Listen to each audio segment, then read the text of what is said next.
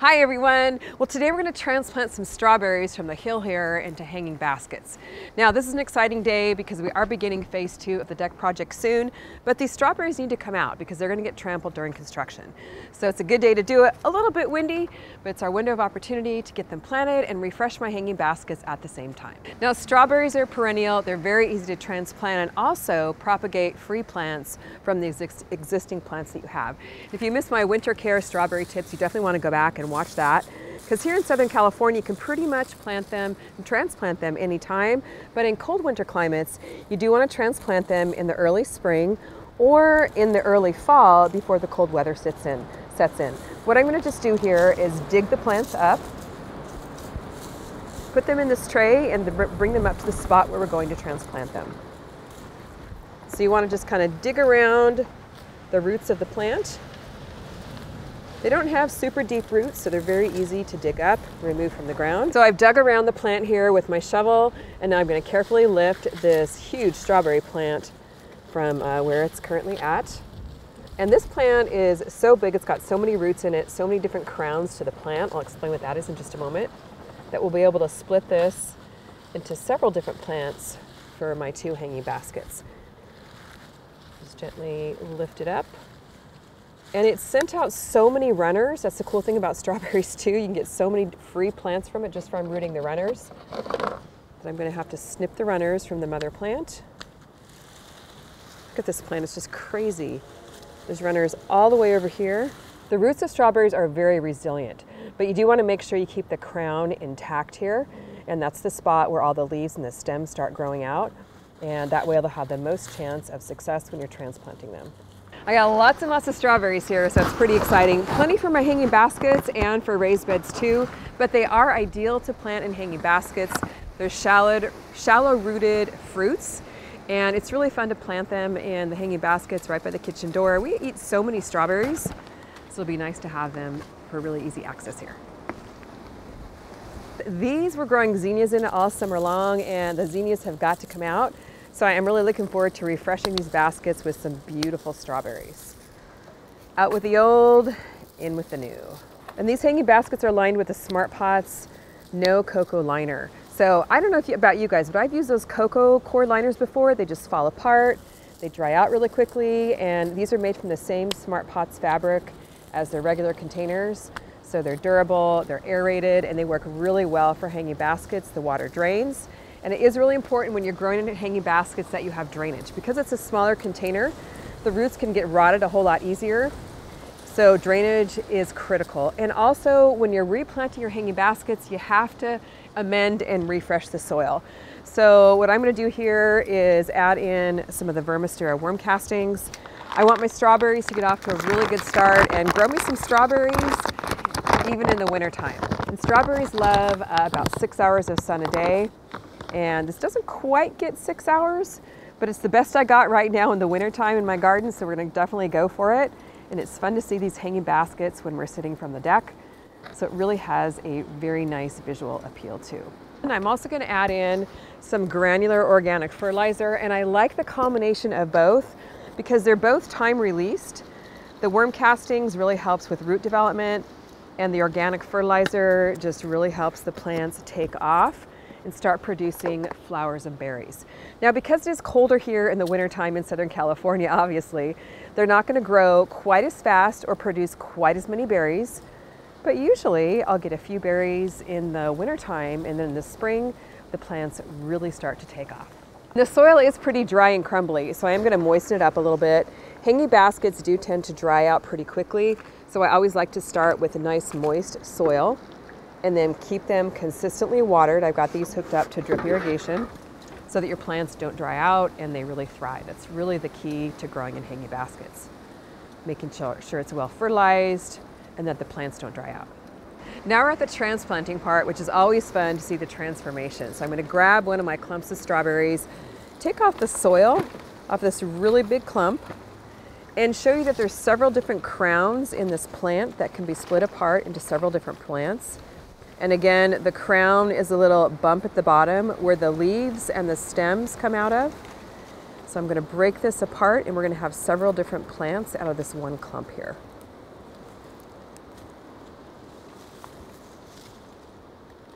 We got one, and strawberries are so resilient and root very, very easily. So these should do really well here in the hanging basket. We've got two. I want to put about 5 plants in here. About 3. Break it apart. 4. This has got a nice little root ball. Perfect. 5. Now what I'm going to do is clean the plants up a little, remove any of the dry stems, the dry leaves, so all the energy goes into producing fresh new growth and fresh new berries. Got my plants all trimmed up, looking good. So super easy to transplant them. What you want to do is make a little hole in the soil here, not too deep. And I'll tell you why, is because you want the crown to stay above the soil. That's the way that the strawberry grows the best. You don't want to smother the crown. So I'm just gonna very shallowly put it here in the soil and kind of pack some soil around the crown. And then I'm gonna hold it in place with one of my landscape staples. Number 1, so it doesn't blow out in the wind, but number 2, just to hold the roots in place until they're well established. Transplanting my strawberries from one part of my garden here, these hanging baskets, is a great way to refresh them for free.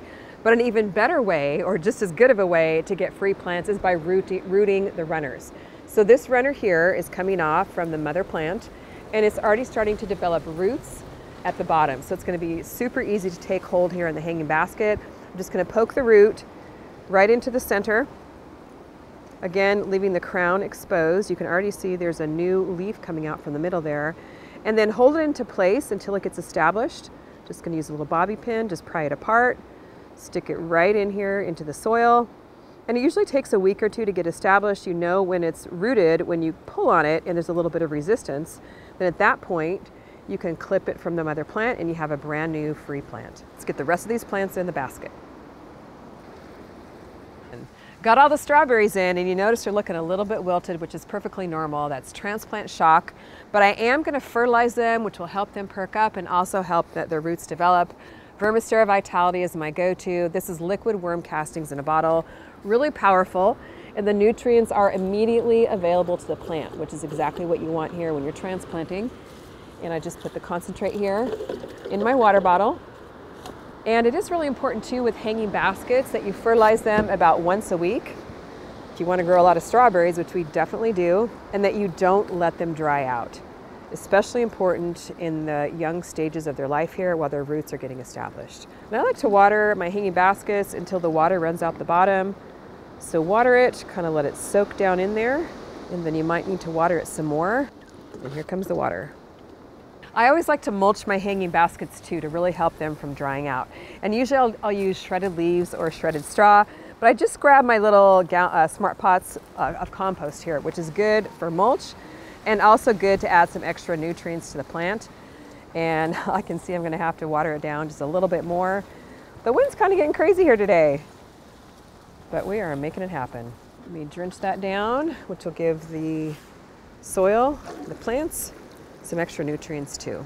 A couple issues I always have with my strawberries, and I'm sure you probably do too, are the pill bugs and the slugs and also the squirrels. So we're gonna do a couple of things to help prevent that because I wanna get berries fast and this is really gonna help. So working with Bonide, I love the bug and slug killer. I use it every single time I plant. The Captain Jack's Bug and Slug Killer. It's for organic gardening. It's super easy just to sprinkle here on my hanging baskets. And it's a trap for the bugs and the slugs. They go to the bait, they eat the bait, and they die, and then they don't bother your strawberry plants anymore. So I won't have little holes in my plants, and once the berries start to come on, I'm not gonna have holes in my berries, which leave a lot more for me. Now the other problem we have a lot this year is squirrels. I think our yard is like the squirrel superhighway. And this place especially, and I wanna show you case in point. Some cucumbers that have been left on the vine. Look at this right here.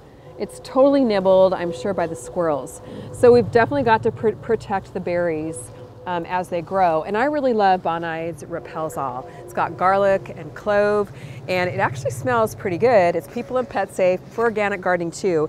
And what you do with this is you create a barrier around your plants. Super easy to apply the granules. You just shake them around the planter that you want to protect. And it also comes in a spray form, so you can even use both if you want to.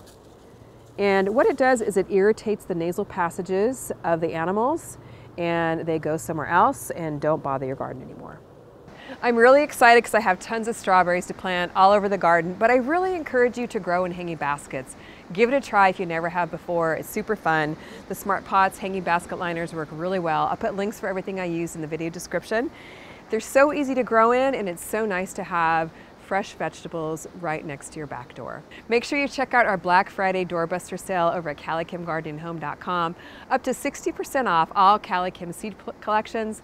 They're all value priced at $10 and under, plus our new holiday shop, some great stocking stuffers and holiday gifts for your friends and family. Comment below, let me know if you're growing in hanging baskets or if you have strawberries that you're transplanting from one spot to another in your garden. Thanks so much for watching. We'll see you on the next video.